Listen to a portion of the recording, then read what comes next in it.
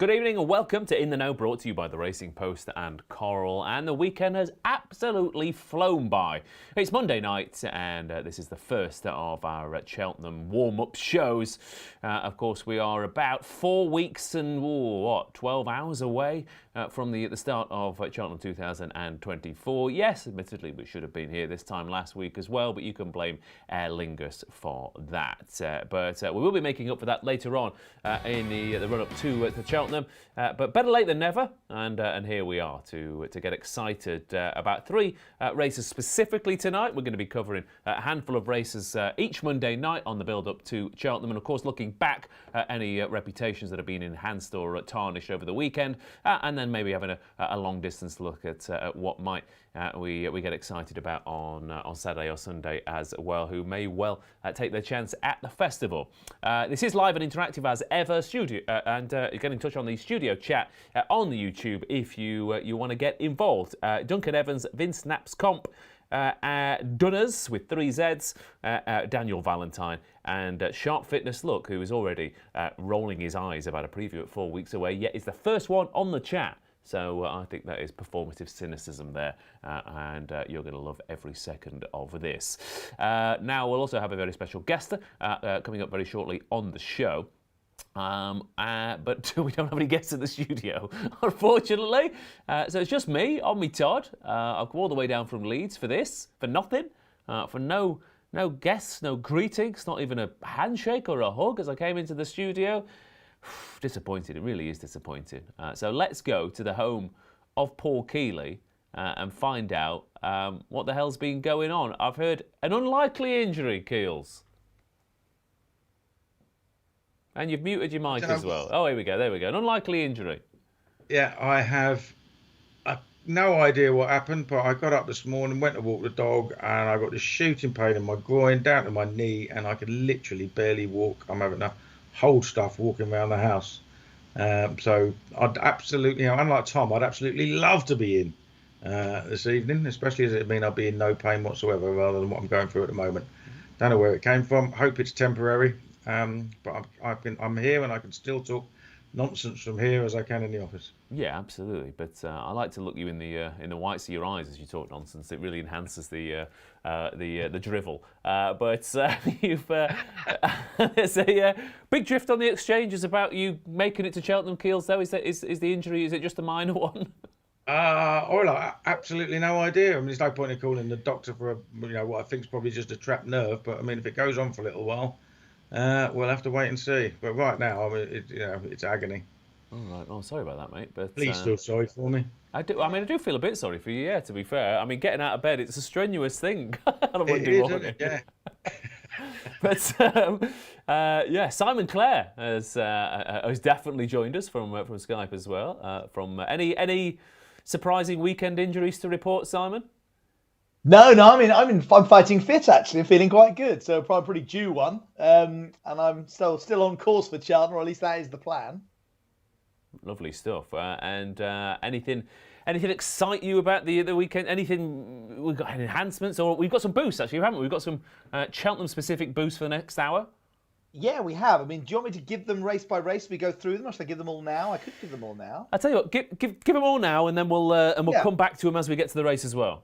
Okay, well, in the champion hurdle, which we're going to cover shortly, this is a winning distance special for Constitution Hill. He is 7-4 to win by over 7.5 lengths, so effectively 8 lengths or more from 5-4. And when we talk later, I think that actually could represent reasonable value. I know if anyone watching the Friday show, I was quite keen on the Shishkin to win by over 5 lengths, and he won by 4.5. So we just missed out there, which is a shame, but it was close. We're going 4-1 Stay Away Faye in the Brown Advisory from 3-1. He's shortened quite a bit today. Generally 3-1 is a bit of 7-2, but you can get 4-1. That's up to £20 for the next hour. And then in the Stayers hurdle, whereas my special, I like this one as well. Listen, I would say that. I know Kills is going to rip me apart saying they're your specials, you can't like them as well. But this is a Gordon Elliott to win the Stayers hurdle. It's 7-4, and he's got Tiapu, Irish Point, Sire de Burley, and Beacon Edge all currently engaged in it. And certainly, if you add those percentages up, they come up well short of 7-4, nearer 5-4. So if you just think Gordon Elliott's going to win it, either with his 12-year-old or one of the two youngsters, 7-4 for the next hour. Okay, lovely stuff. And to be fair, I don't think Keels has got a leg to stand on, quite literally. About your boost, have you? So, but let's get his view anyway. Keels, are we thumbs up or thumbs down for the boosts? Half thumbs up for Constitution Hill because he could obviously win by further. Not so sure about the stayers because Gordon Elliott was talking about running Irish Point in the Champion Hurdle in his stable tour. Don't know whether he will or not, but sounded like he was half keen on the idea. Okay, fair enough. Would obviously keep those two away from Tiapu, from each other. Him and Tiapu are in the same ownership. Yeah. So they probably they might be looking for an angle to split those then. And I think we will have a Tom Segal, but I'm just going to confirm my producers he's not here yet. Is that right? Okay, lovely stuff. And good evening to everyone who's joined us. Like I said, get your thoughts and feelings on the chat. Genghis says Ross after some Aer Lingus vouchers. That is true, and you and the 3 or 4,000 bots that have offered me those are probably in touch as well. And let's have a look. Liam Dunn said, never had Keels for an indoor flowers kind of fella. Well, you never know. Who knows what goes on behind closed doors? I do have a wife, you know. Yeah, I think it's nice. It's like, a bit of colour to proceedings. I like it. And Duncan Evans says, not the old pain in the groin while walking the dog routine. Yeah, it is a classic. It is a classic. So there we go. Right, like I said, we'll get Tom in a short while as well. But we'll also have a special guest every Monday for one of these Cheltenham shows. And about 45 minutes ago, I talked to Keith Donoghue about his rides at Cheltenham. Of course, he'll have plenty for Gavin Cromwell, and he's had a good time at the track recently. So here is my chat with Keith from earlier. Joining us now is jockey Keith Donoghue, who has been on a trip to Exeter, which is a long way from anywhere, quite frankly, but luckily he's made it home in one piece to preview some decent rides at the festival, hopefully. First things first, Keith. One ride at Exeter yesterday. Long journey to go. Do you ever get used to that kind of thing as a jockey, or is it always a tough gig? I suppose you get used to it, and obviously this year I've been doing it a lot more than I'd normally be doing. So I don't mind it. I enjoy it, and we've had a bit of success in England this year, so it makes it a little bit easier. Obviously, Melina Girl ran well yesterday, no excuses. The winner won well, so I suppose when they run well, it makes it a bit easier. But it is a long day. Yeah, absolutely. Well, we'll start on what you've just mentioned there, because I'll be honest with you, I'd say at least 2 or 3 of the easiest winners I've seen at the track in years have been courtesy of you over the past few months. So let's start with a few of those horses. You've had a great time at Cheltenham. Obviously, the festival is a very different beast entirely, but My Mate Mozzie, Flooring Porter, Stump Tones won there quite nicely as well. You've had some real success at the track this year. Have you just got the hang of the track? Has it been the positioning, the placing of the horses from Gavin as well? How do you feel going into the festival? Yeah, sure. Obviously, we had good success, but I'd say it was the placing of the horses. It was good races for them. We didn't have to take on Willie Mullins or Gordon Elliott, which obviously makes it a lot easier. So, going into March, taking them on, it's not going to be as easy. No, absolutely not. We'll start with My Mate Mozzie, who is still entered in the Arkle, which looks, after Leopardstown, a race that's there for the taking. Is the plan to go there? Obviously, he could go for, I guess, the Grand Annual as well. How's he doing at home, and what's the plan? Yeah, I'd say it's kind of more leaning towards the Grand Annual, but I'd say not for definitely yet. See close to the time and see what definitely makes it to the Arkle and all that, because it could cut up a little bit more. But we were delighted with his run at Christmas. He ran well. We gave him a little break and he came back, and he stayed at it well. And obviously I think the Grand Annual could suit him as well. He's off 146, so he could just have a nice weight in that. So probably could be the race to go from, whereas he might only get placed in the Arkle. Yeah, and he's got that high cruising speed in a big field over 2 miles, just shooting down to the ground. Yeah, that's it. And you get to take your time there in the Grand Annual, and the only thing is you'd have to ride him for luck, whereas probably in the Arkle you might only have 7 or 8 where you could just follow around, but going to be probably 20 in the Grand Annual, so you will need a little bit more luck on your side. Let's talk about Flooring Porter then, of course, who absolutely loves Cheltenham. Of course, he's 3 from 4 at the track. You've got on well with him this season, in particular at Cheltenham at the back end of last year. He's entered, obviously, over fences, and he's still in the Stayers Hurdle as well. What's the plan with Flooring Porter? Yeah, so I'd say it's still up in the air. He's in good form at home, and I'd say Gavin will leave it down to the last minute before we decide which race he definitely goes for. See what the opposition is and see what makes it there. Obviously the 4 miler does look a hot race this year. If the likes of Embassy Gardens go for it and a couple like that, I'm not sure if Corbett's Cross qualifies now, but so he might have to improve a little bit to win the 4 miler. So you could say that the Stayers Hurdle is open enough.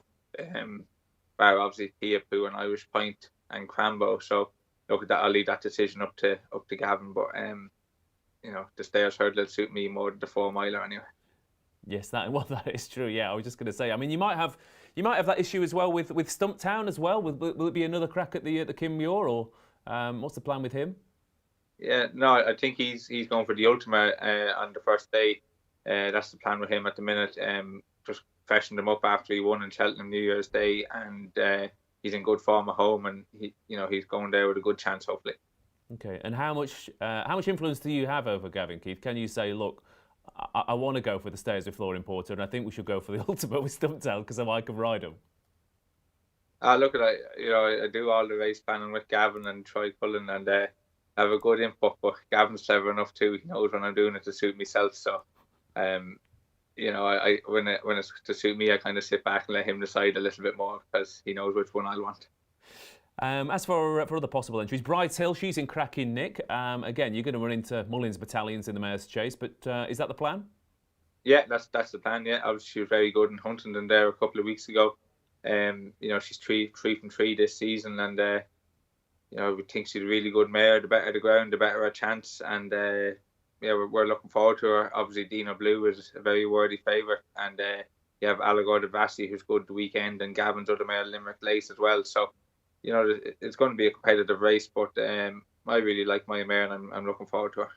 Yeah, a lot of the others have Cheltenham form. Do you think she'll take to the track? And do you ever worry about that as a jockey on a horse going to the track for the first time when you're up against plenty of horses who have experience?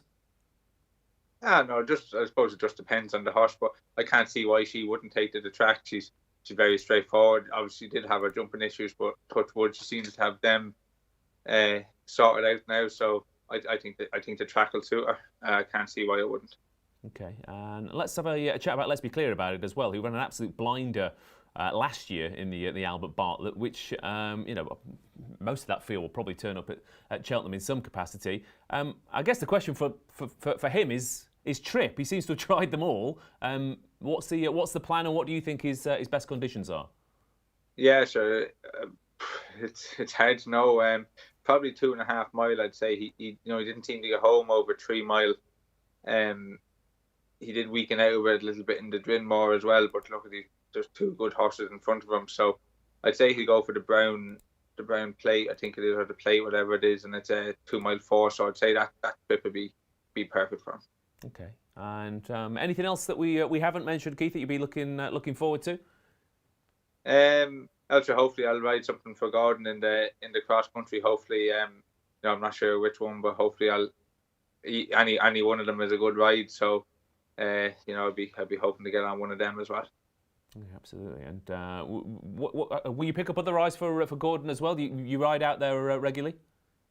Yeah, I do still go in there a little bit. So look at it. I suppose it depends. Jordan Gainford could be back as well, so he'll be getting plenty of spare rides. But you just never know. So hopefully I could pick up some.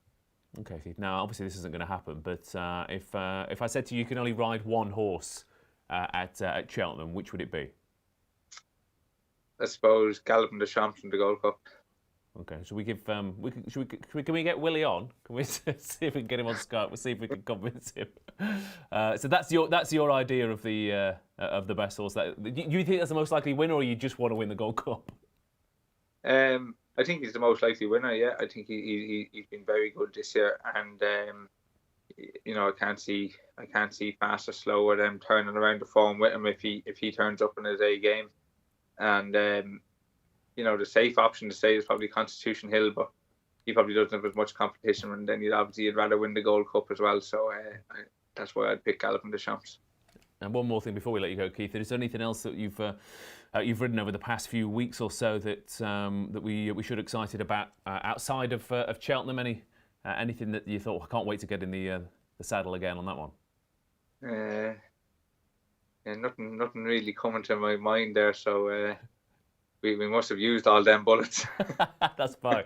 That's fine. That was a proper curveball at the end there. But thanks for joining us, Keith. Best of luck, and hopefully you have another few cracking spins at Cheltenham, and I don't know, maybe you'll win 2 or 3 races on the bridle again like you did at the back end of last year.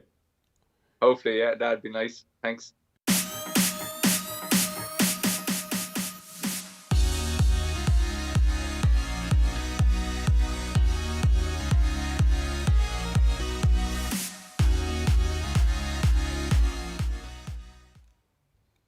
Thanks ever so much for joining us, Keith, there with thoughts on plenty of good rides at Cheltenham. Now, you were, just to come to you for a second, you were quite keen on, let's be clear about it, a couple of starts back, were you not? Is that right? I was quite clear. It's a strange one, isn't it? Because they put him in the Grand National. I think they don't know what to do with him.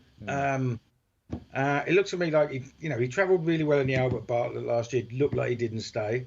Looked like he got outstayed over 2.5 miles. Dropped back to 2 miles. I thought he was going to make the running. I thought go out there and make it a test. But they decided to sort of hold him up in touch, and he didn't jump very well.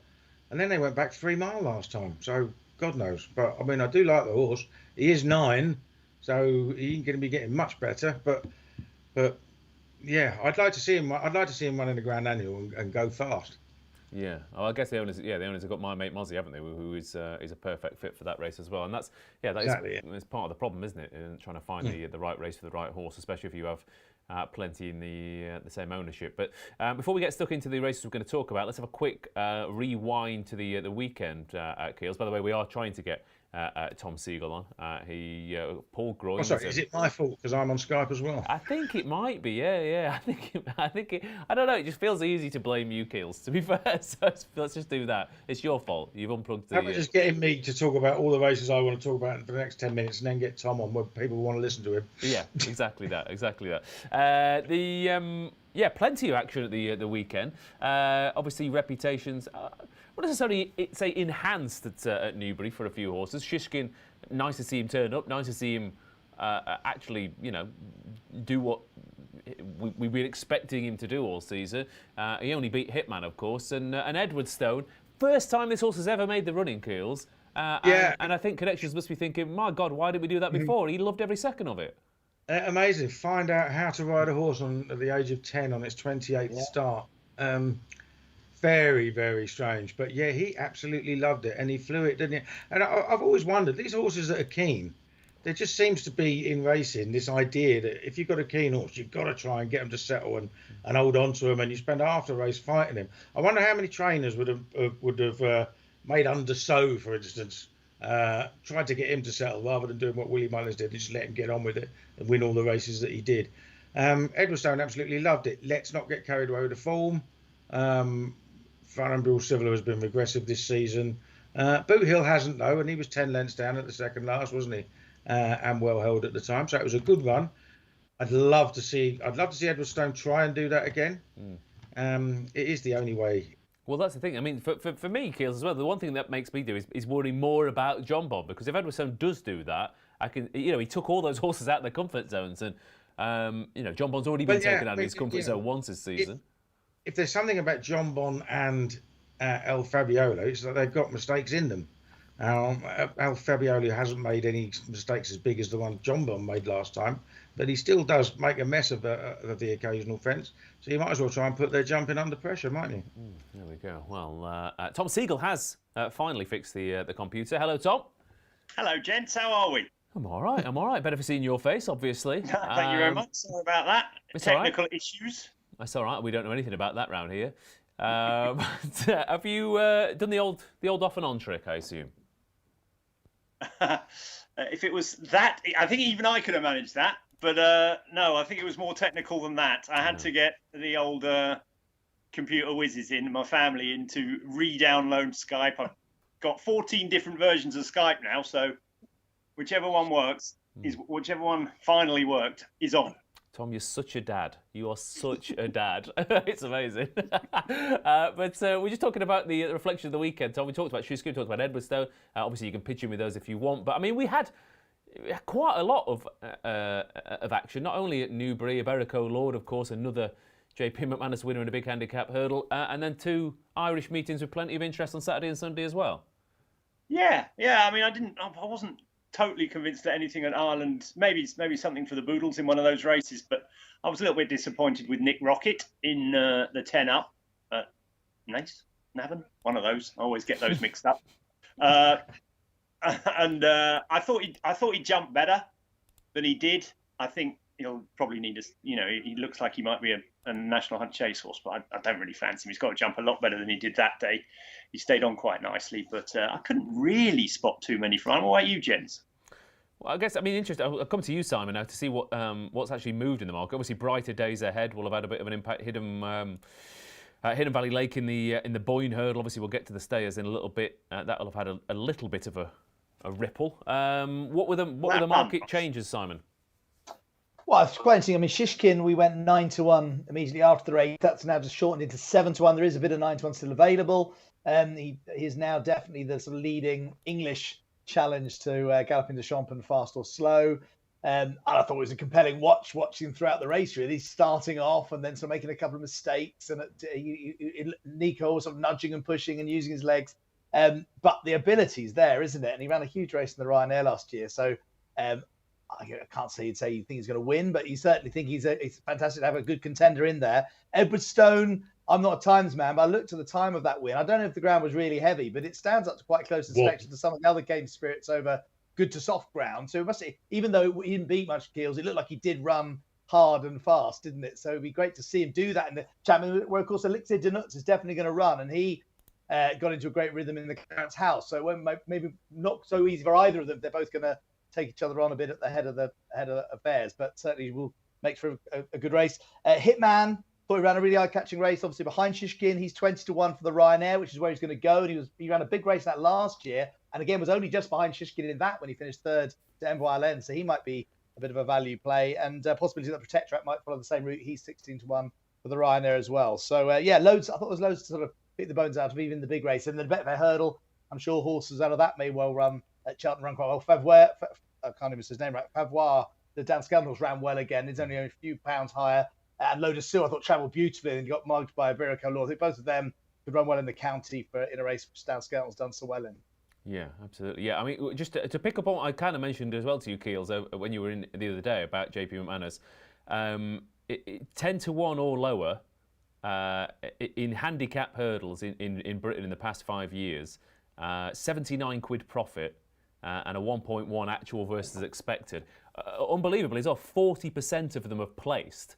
Over 10-1, you'd have lost 116 quid with actual versus expected 0.69. So again, it's obviously we think of him as an owner who likes to land a touch, but he's landing a touch, but you're also making a profit and they're performing above the expectations as well. Yeah, absolutely. I mean, any profit you can make, this is all SP as well. Like, you get bigger profit, don't you? So, I mean, that is very good. And the Berwick Lord was very good and he was very confidently ridden, wasn't he?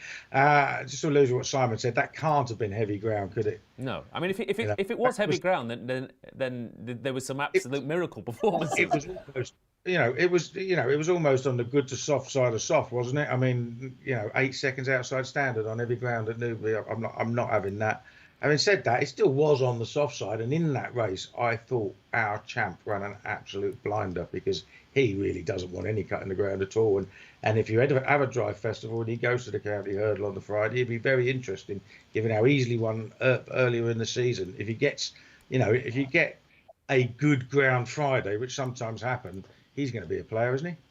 Yeah, I mean, you'd think so. I mean, again, it's one of those races, Tom, isn't it? I mean, I obviously love to watch back these big field handicap hurdles, and you can end up picking 7 or 8, and I'm sure the old Tom Segal 2 for the tracker might well crop up in this race. I mean, Lotus Sud was one of the horses you mentioned, and you quite like the look of. He looked like he might have had the race won before the old Turbo kicked him with the Berwick Lord. I mean, our champ, obviously the Mullins horse wasn't an ideal prep on that one's first start. And Knickerbocker Glory, of course, who I thought ran quite well, but he's probably more of a Sunday horse than a Saturday horse.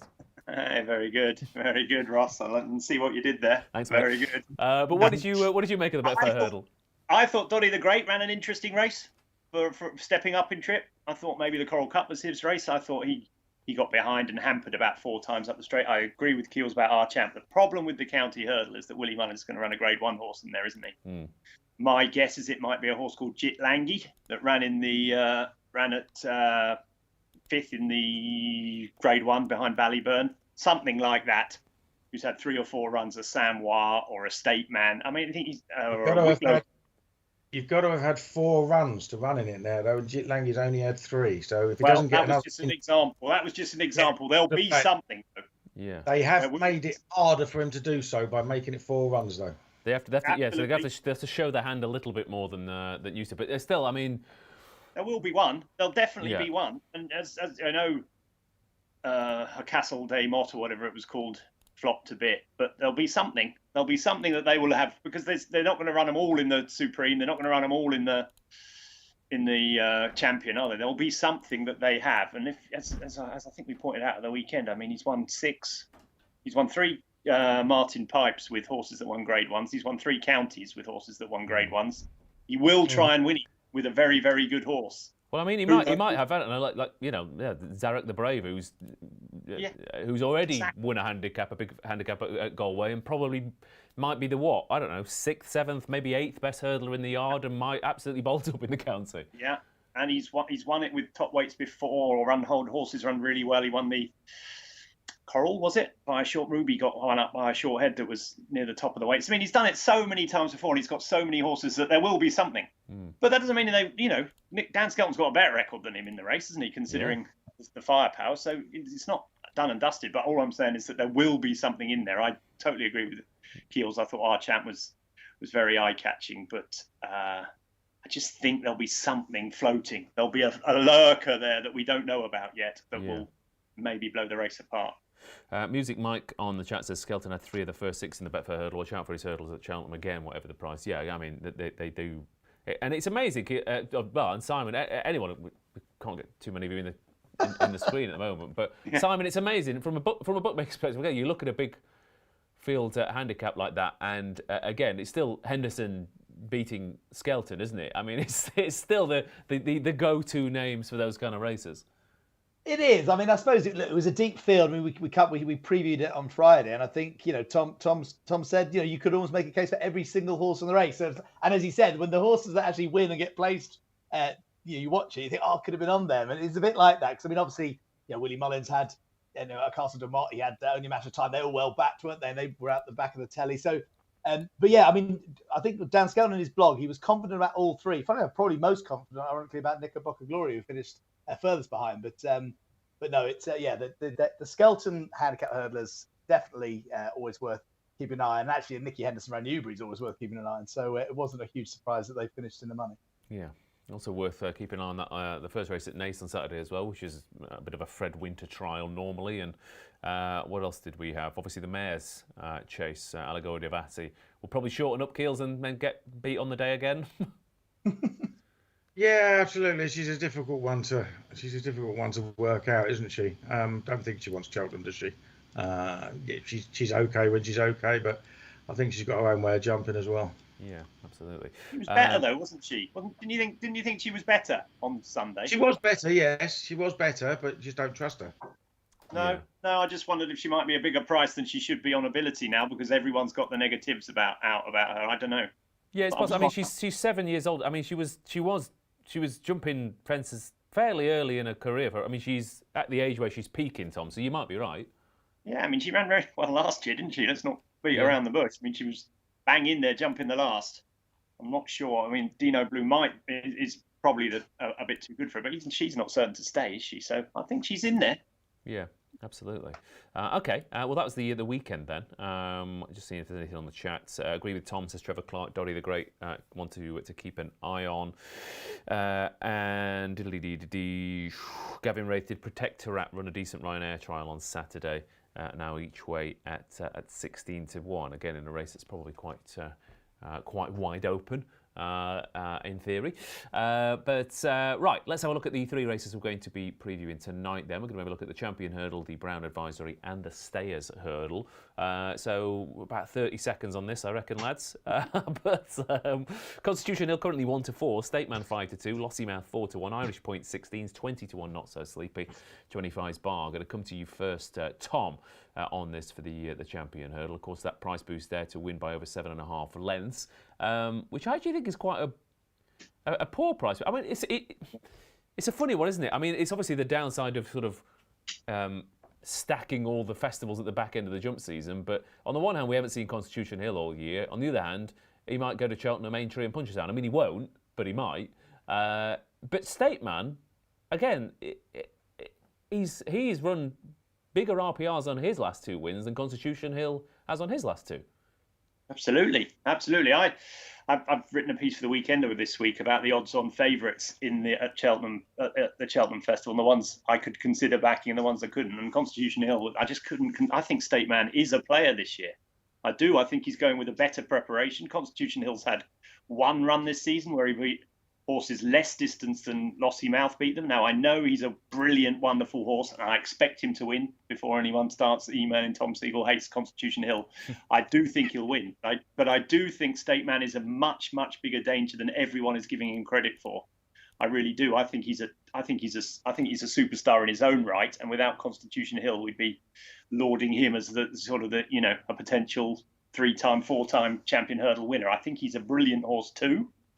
Constitution Hill might be a freak and absolutely blow him out the water, but I think he will get miles closer than he did last year. I thought he was given Paul Townend is absolutely fantastic. He's as good as anyone tactically. He's as good as anyone at everything, jumping. But I thought he gave Stateman a really weird ride last year. I mean, that's a very polite way of saying it, Tom, because I thought you were going to say, but what the hell was he doing in the Champion last year? Well, if I was, I'm not that way inclined, but yes. That's basically, now they say that he wasn't right. They say he wasn't right last year. That might be the case, but he was tucked outside on the wide outside, miles behind Constitution Hill. He never had a chance of winning. Never had any chance of winning. I think they'll ride him from the front or in front of Constitution Hill this time. I think he's had a better preparation. I think he's peaking. I think he's getting better with every run. So I give him a shot of at least giving him a race. Whether he can beat him, I would doubt. But I think he'll give him a race. I wouldn't be taking that 7.5 lengths. I'd be more interested in him shaking him up this year. Yeah, I mean Keels, he almost looks the absolute quintessential. I mean, whatever filthy post Cheltenham each way doubles and trebles and whatnot.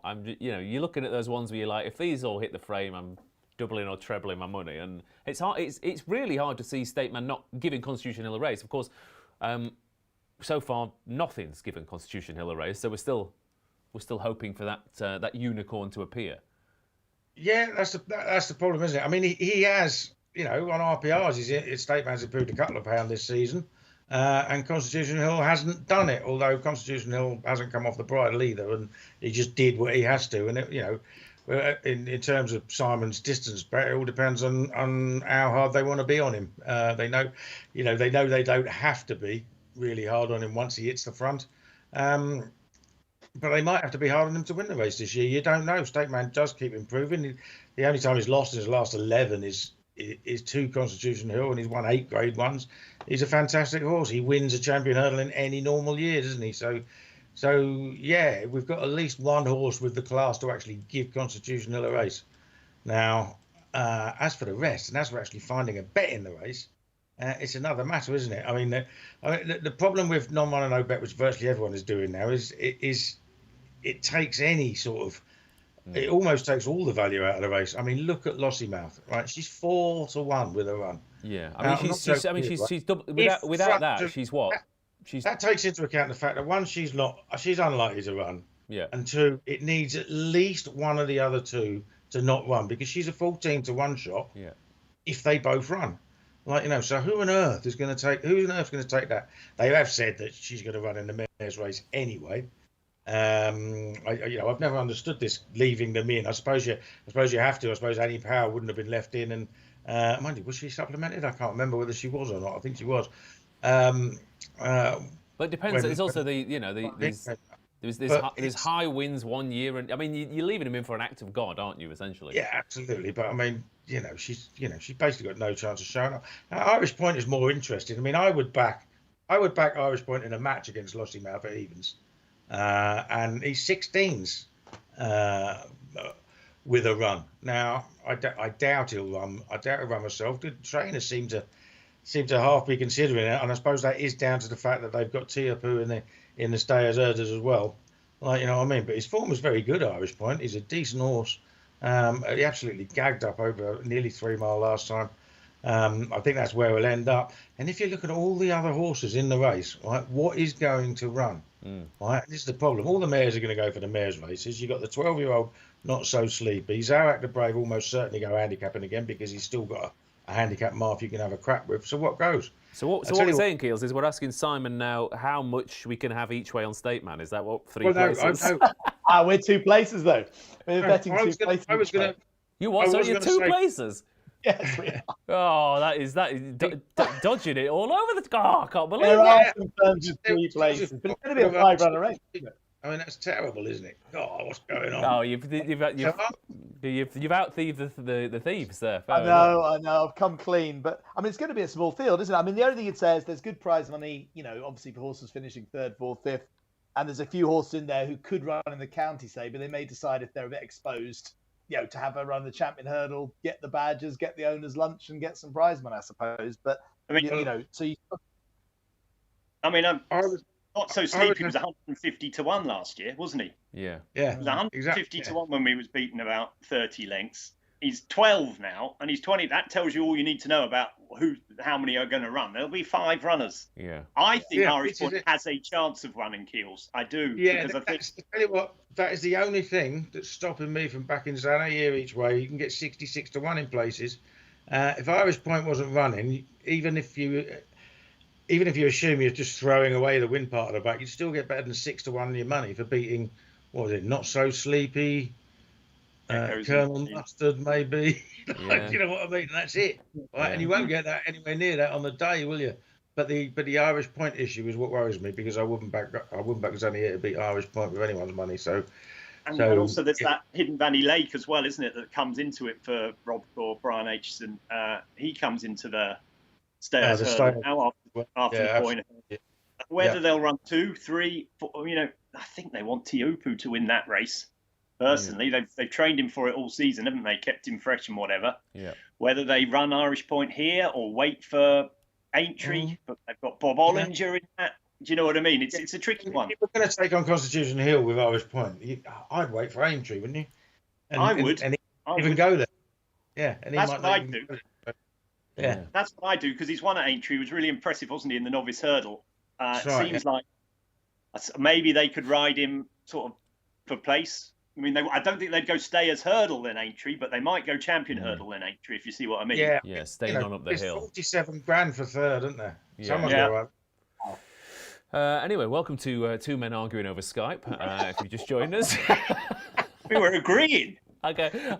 Well, actually, we're agreeing. Actually, yeah. Sorry, I'm not used to it. Yeah, sorry, I'm just not used to it.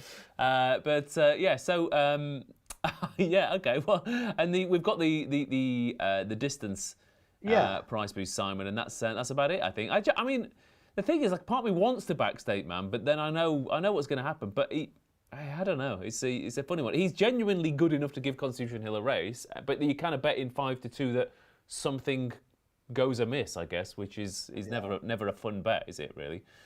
No, it's not. I mean, it just shows you how few runners we think it's going to be, because 1 to 4 and 5 to 2 is how you bet a 2-runner race, isn't it? Pretty much. So I mean, it's just, we're not expecting anything else of note to even compete with them, really. And it's great that we have. It's really good news we've got State Man, because Constitution Hill would be 10s on, 12s on if it wasn't for him. Yeah. But what I would say about that winning special, clearly, if you're expecting State Man to up his game versus last year, or maybe Constitution Hill to not, press so hard down on the accelerator, maybe this is naive. But he's run 7 times over 2 miles, and his minimum winning distance has been 9 lengths. That was last year's champion hurdle. The only time he's been under 9 lengths was in the over 2.5 miles.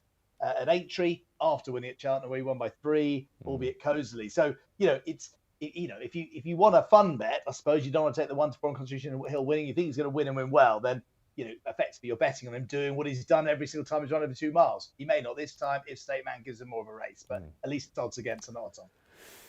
Okay, there we go. That was a long 30 seconds on that race, I tell you. But let's move on to the next race we're going to talk about this evening, then, which is certainly more open. And although part of the problem is the what's going to run argument for half the runners in the Brown Advisory, of course, which is the 3-mile novice chase. For those of you trying to keep up with sponsors and whatnot, Factor File is 5-2 favourite here for Willie Mullins and JP McManus. Stay Away Faye 3-1, Grey Dawning 9-2, Embassy Gardens 13-2, Monty Star is 7-1, 14-1 Corbett's Cross, and Nick Rocket 25's Ginny's Destiny and bigger prices. Again, there's going to be a few of these who might well turn up elsewhere. Probably the most notable ones at the top of the betting is Embassy Gardens, who's a very short price for the National Hunt Chase. But of course, Factor File is also a short price favourite for the Turners here, Keels. So you've got potentially those two Mullins horses doing the old Willie Mullins dance. Stay Away Faye and Grey Dawning. I mean, British trainers must actually be looking at this race and thinking, this is one of our best chances of a Grade 1. Yeah, absolutely. I mean, the only reason you think of Factor File running here is because Willie Mullins has got plenty in the Turners other than him, and because he's lost Grange, Clare West, and I think he said today, or at least very recently, that Embassy Gardens is more likely to go to the National Hunt Chase. What would he have for this? I think Factor File should go for the Turners myself. He hasn't been 3 mile. He'll probably stay it, but he looks very good. And this has been a very good race for the Brits, and I love Stay Away Faye. I think he's as tough as old boots. If he gets a big field and a strong pace and soft ground, he's not going to be far away. At the prices, I would prefer of those two, Grey Dawning now, I think. I think he probably should have beaten Ginny's Destiny the time he ran here over 2.5, and he obviously got the 3 really, really well at Warwick, a place that he seems to love. But if looking at all the horses that might not run, Factor File, Grange, Clare West, Embassy Gardens. I mean, Monty Star as a plodder shouldn't be 7-1. Nick Rocket disappointed. Corbett's Cross keeps disappointing. Ginny's Destiny, Turners. And then you start looking down. Hang on a minute. Affordale Fury. That was only beaten a length and a bit in the Albert Bartlett last year. Yes, he blew out last time, but love a horse with Cheltenham form. He's 33-1. And Nigel Twiston Davis. Nigel Twiston Davis loves tilting at windmills, doesn't he? He's got Broadway Boy in this and in the National Hunt Chase, and he's much shorter for the National Hunt Chase. But by the same token, he will look at the likely makeup of this field, and he might be tempted. And I think he'd be a fair each way bet at 40-1. It is non-runner, no bet now, isn't it, Si? Oh, good question. I'm not sure we are about the. I think we are about the. Have a look. Oh no, it says I've got a tick. We are non-runner bet. We are good. Okay. There you go. No, we're not.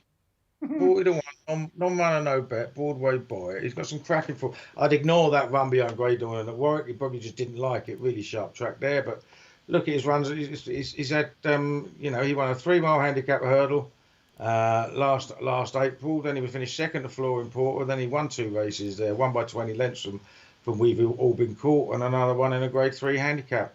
Proper Cheltenham form, 40-1 each way, non-runner, no bet. I think that's I'd take 10-1 to place over 9-2 to win, I think.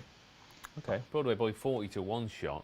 There's another horse at a very big price that I thought was a little bit interesting as well, Tom, and or Keels, whoever wants to get involved, and that's Sander Clegane, who. Go on, sorry, I keep butting in. Well, no, it's all right. He was third in the Albert Bartlett as well, obviously. Exactly. Which is really the other one. It was the other one I was going to mention as well, because he travelled and he found plenty in the Albert Bartlett last time. I mean, I'm not sure about that beating by Embassy Gardens. He was well and truly thumped. He's got to step up a bit, but coming back to Cheltenham where he's run so well in the past. Yeah, I mean, and there's a possibility that if Embassy Gardens does go and outstay them all in the National Chase, you might look back and think, getting beaten 10 lengths by that horse probably wasn't that bad. But he's 7 years old. He handles the track. He's not got any other entries. He's going to go here.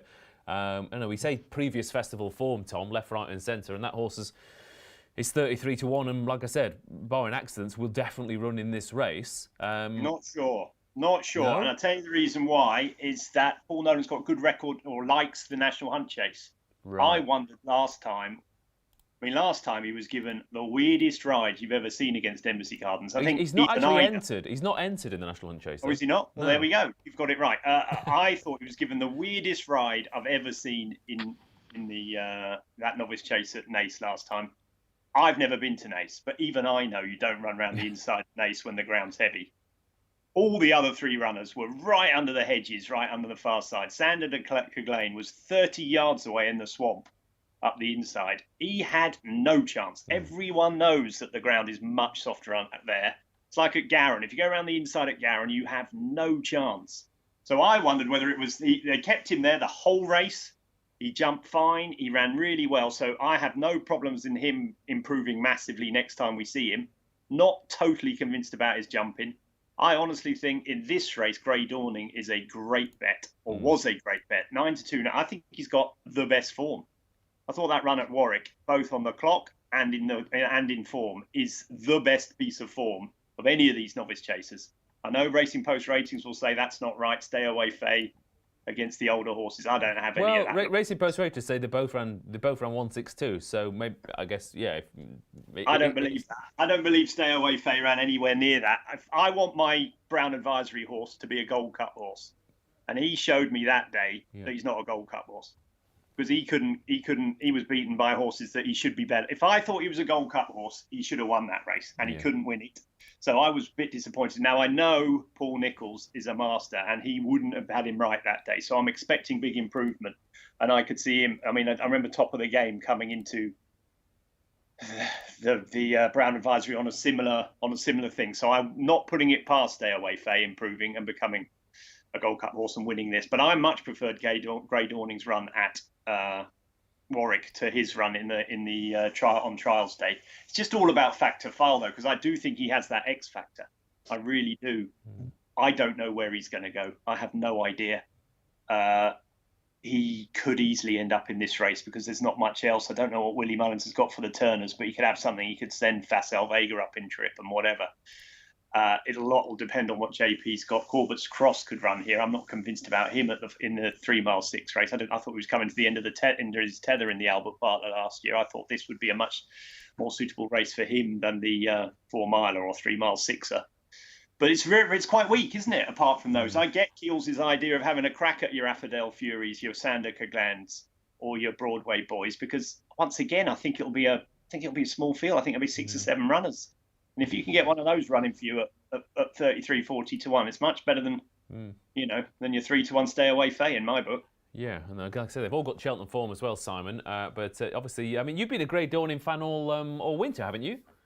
I have. Well, I'm glad you remember that, Ross. I was going to say, I mean, I've loved this horse since he won at Boxing Day, funnily enough, last year, and a really battling performance over Barley, and then went on, I think, won the Leamington Spa, and he just, I suppose you're all a sucker for a galloping grey, but what I love about this horse is, Dan Skelton's always talked him up as being a real one of his most exciting horses he's got. He's got speed and stamina. I know the guys know more than me that on the Wednesday, this is the faster course, isn't it? And I always think you need a bit of speed. Long Presse never won over 3 miles when he won. I know he is a stayer, but where Stay Away Faye runs like a slogger. When he won at Exeter, he basically collared them right after the last, didn't he?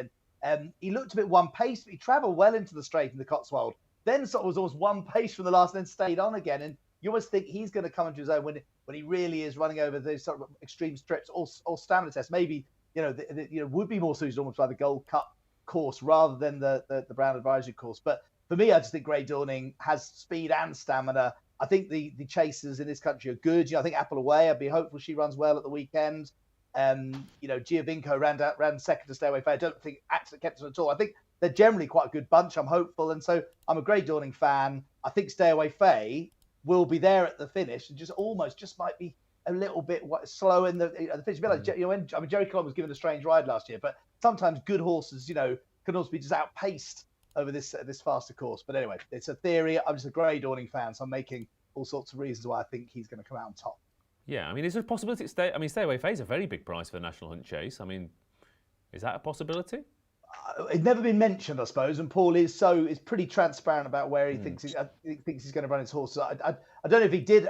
They had half an eye, maybe if he won the Cotswold Chase well, could he have gone for gold and taken the novice route in the Gold Cup? But I suspect he's on the 3 to 1 second favourite with Factfire maybe not going to run. I don't think he'll ignore the betting in this regard. But But I agree. Fatfal, although Gaelic Warrior didn't run his race, obviously was eye-catching. And as I said, that there are examples of horses who've come to this race without having won over 3 miles in the past, and won and then got on to be stayers. So it's probably not something to be too concerned about if they decide to run.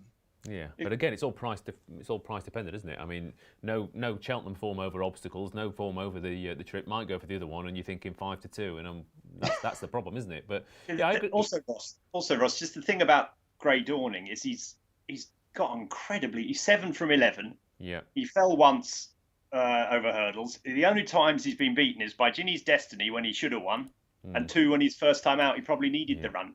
He could be a really top horse. Yeah, do you know what I mean? I mean, and what I like about him is Warwick is a fantastic trial for Cheltenham because I mean, obviously it's a sharper track, but it kind of, especially on this course, it tests the same things that these races test. But not only that, but he's already proven himself at Cheltenham because he should have won behind Journey's Destiny over an inadequate trip, and he's won at Haydock as well. You know, he's left-handed. Pretty much any. Do you know what I'm most scared of? Do you know what I'm most scared? I'm most scared of it bucketing down with rain and Dan Skelton going for the Turners instead. Yeah. That's what worries me. I'm the one thing about. Correct me if I'm wrong, but Dan Skelton Grade 1 Chasers at Cheltenham. I don't think he's won one, has he? This isn't his type of race. No, but he's a brilliant trainer, Dan, isn't he? Oh, he is. But well, you know, we said about the Betfair Hurdle about the same trainers turn up in the same kind of races. Sometimes, you know, they however their horses are trained at home or whatever it is. They just can't quite break the back of certain races. You know, Protectorat's won he's won the Grade 1 Betfair, isn't he? And he's been 4th or 5th in the Gold Cup. He's more than I can't see. Yeah, but he still hasn't done it. That's all I'm saying. That's the only thing I'm saying. Yeah. But stats are there to be broken, right? So, correct. So Grey Dawning, do you think because if Factor File doesn't go and Embassy Guard doesn't go, Grey Dawning could end up being sort of 5-2 second favourite, really? I think he'd be favourite if Factor File and Embassy Gardens don't go myself. Yeah, so you actually think 9-2 is all right then? Well, I backed him at 9-1, so I'm not convinced that 9-2 is great at all. But if he was to turn up on the day and Factor File wasn't there, yes, 9-2 I think would be a very good price. Yeah. Okay, Keels. You're going to take. I think Grey Dawn is probably the most likely winner if Factor File doesn't run. I think Factor File it's a bit like Ballyburn. I think. Both of those two will win whatever race they run in. I'm just not convinced he's going to run in that one. Yeah, okay. So I think Grey Dawn is the most likely winner, but no one no bet. I may well smash a few at bigger prices. Sandock again and Broadway Boy. Sandock again, of course, could go handicapping because he's had 3 runs. Can't get given too big a mark, can he? Yeah, that is true. Yes, and good point, Keel. Something of Paul Nolan's as a novice, nearly won the Ultima not that long ago. Was placed 2nd or 3rd. I remember thinking that might be the case with Sandock Glen. Yeah. All right, let's try and remember what that was. Was 3 it years latest ago. exhibition? Right. Was it latest exhibition? No, don't know. Might have been. No, don't think so. Brian Cooper rode it. Discorama? No, that ran in the 4 mile, didn't it? Ooh. Discorama might have run in the race the following year. Can't remember. All right, I'm going to try and this is have we got time? Let's try and rattle. No, carry on next race. I might have got it wrong and it'll be embarrassing.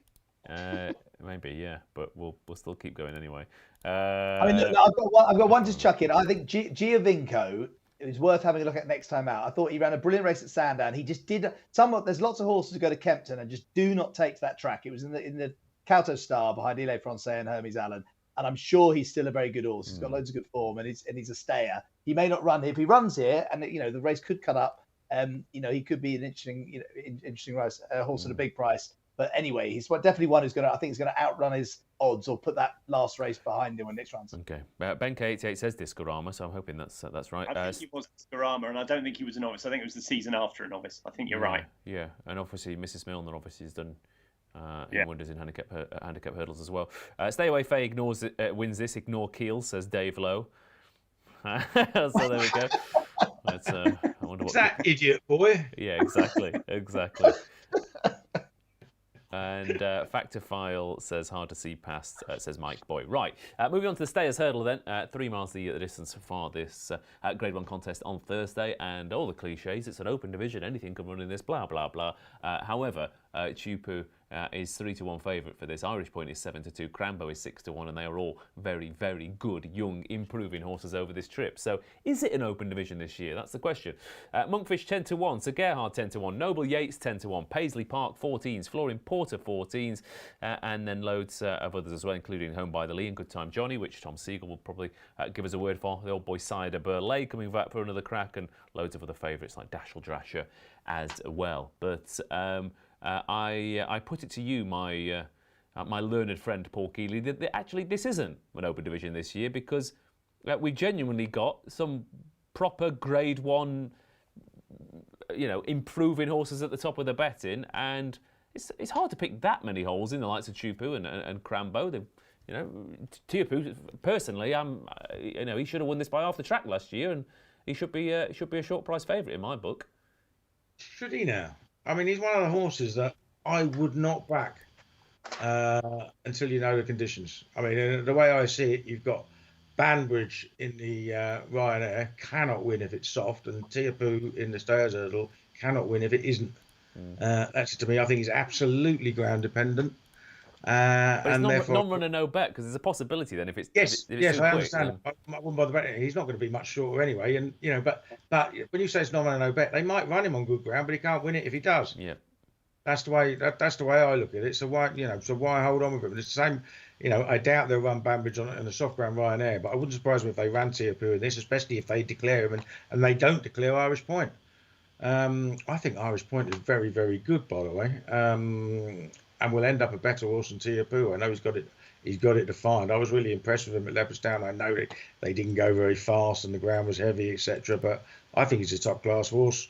I think Crambo is very, very tough. I'm not necessarily convinced he's got the class of Irish Point or Teahupoo. Tom will know more about the French thing than I do. He's obviously got some very decent form. No, I mean, the one I've always wanted to back since he won there is Irish Point. And I know he's 12, but I bet Cider Burley runs a big race again. Yeah, absolutely. And you've put up a couple of big prices, anti-post, have you not, Tom?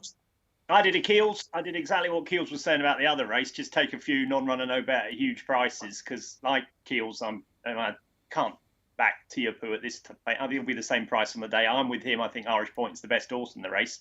Not that keen on Crambo, really. He's okay. I mean, he did well to win the Aspect. He's only a short head above Paisley Park, and what Paisley Park's 8 points bigger than him in the betting. Quite like Crambo, nothing wrong. We did get beaten off 137 in a handicap the time before. Monkfish I could see going well, but I thought, like I did a Keels and had a crack at 2 at big price. I don't expect Good Time Johnny to run in this race.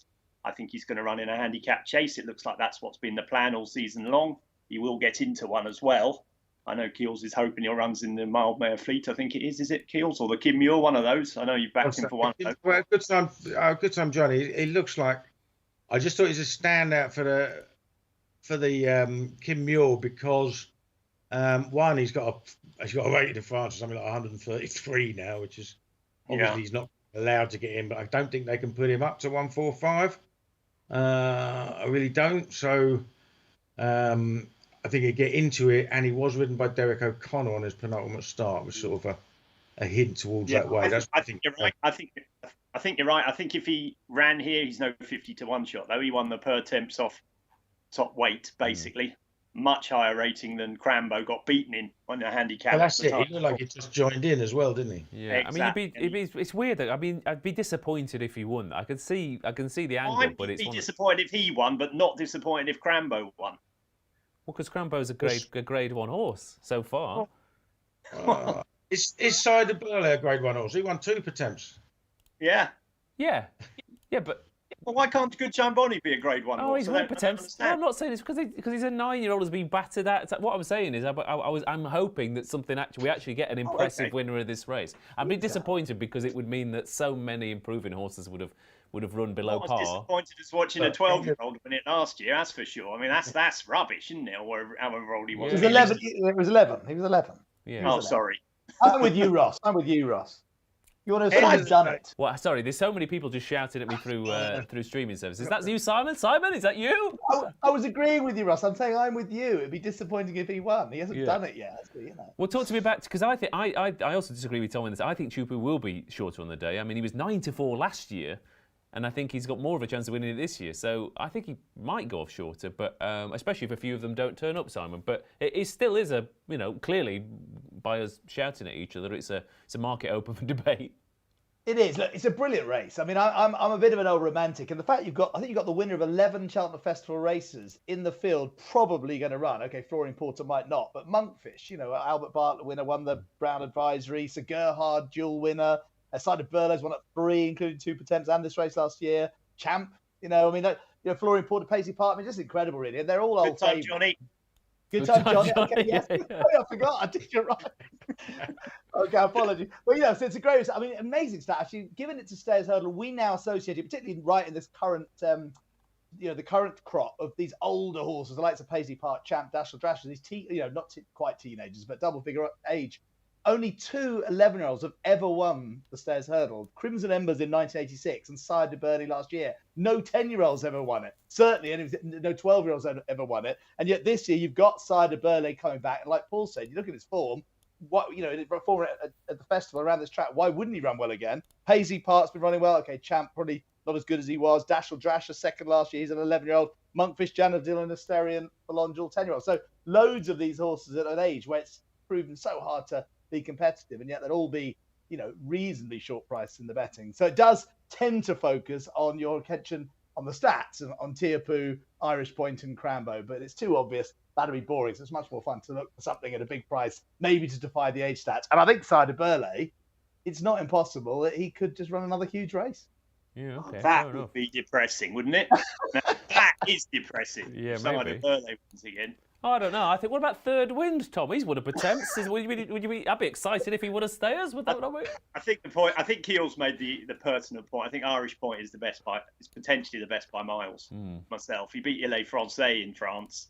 He's a seriously good horse. I just don't know whether he'll run. I think I have to mention my other one the old Home by the Lee, who's finished better than everything else in the last 2 runnings of the race, and I surely would have gone close last year if he hadn't almost fallen on the one in front of the stands. He must have lost 10 lengths. He was only beaten about 4. If he was to come back and they were to go absolutely bonkers pace, you could see him finishing off better than anything else and sort of hitting the frame. But the problem is he ran so badly behind Irish Point last time. But at the start of the season, he ran, I think it's his best ever race, or one of his best ever races on RPRs, when he was third to Bob Ollinger, giving him 12 pounds or something, or a load of weight at the start of the season. So if you throw out the last run, I don't think he's a 25 to 1 shot or whatever he is. Okay, fair enough. Yeah, but Irish Point, I think, is probably Aintree is probably his race, isn't it? As well, I think that's the perfect race for him. But still, it's interesting to see where he goes. Okay, loads of different opinions today. Like I said, I mean, I think he will go off shorter. I do have him at bigger, so I can't abandon him now. But Tom, you are hoping for a 9-year-old. No, go on, Tom. Look, I did a Keels. I had a crack at a couple that not running no better. I don't expect Good Time Johnny to run. I think he's been running over fences. Why would he come back? But I thought 50, 66 to 1 or whatever he was too big for a horse that's won a 3-mile race at Cheltenham by 3.5 lengths off a big weight. I thought he was too big a price. I agree that Teahupoo might be 9-4, but why take the 3-1 now? Why not take the 9-4 when we know the conditions are right and Irish Point isn't there and everything? You know what I mean? Why not? He'll be 9-4 on the day. He's not going to be much shorter than that, I don't think. So that would be my thing on him. And the other one I had a few quid on each at a big price was Home by the Lee. But whether he's quite good enough, if one of these, if one of the top 2 in the market turn up at their best, I don't know. I doubt it, probably. Okay, fair enough.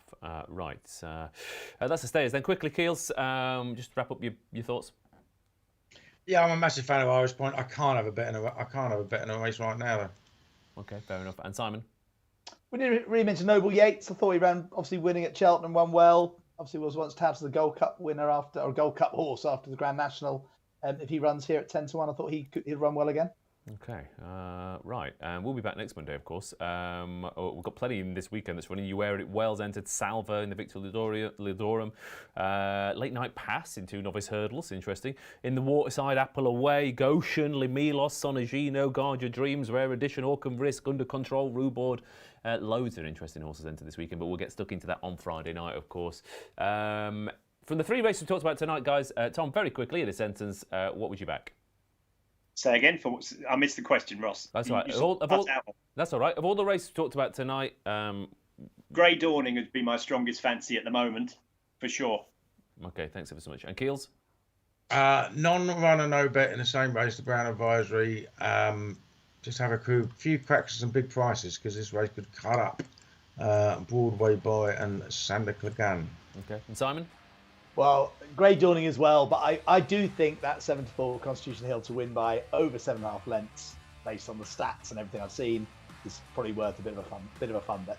Okay, and I'm just going to message James Knight right now and see if I can have an each way double 3 places, State Man and Tupu, and sit here as they both finish second. But we'll be back on Friday for fun and games, and then back next Monday, and so on and so forth until the Cheltenham Festival, of course. Like and subscribe if you haven't already. Good night.